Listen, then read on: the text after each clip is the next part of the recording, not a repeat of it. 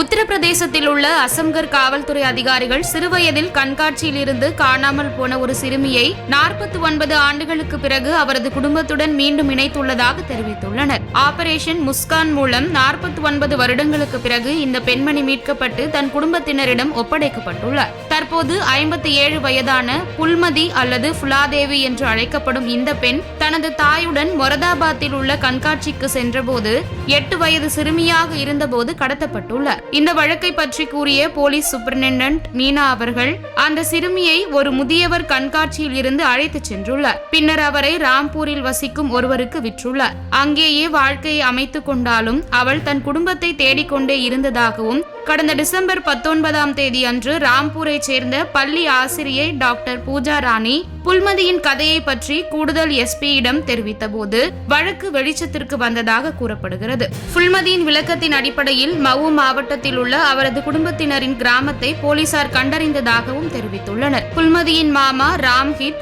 1975இல் காணாமல் போன பெண்தான் புல்மதி என்பதை உறுதிப்படுத்திய பின்னர் புல்மதியை அவரது குடும்பத்தினரை சந்திக்க போலீசார் ஏற்பாடு செய்தனர். காணாமல் போனவர்களை கண்டுபிடிப்பதற்காக ஆபரேஷன் முஸ்கானின் விளைவாக இந்த மறு இணைவு ஏற்பட்டது என்பது தெரிய வந்துள்ளது.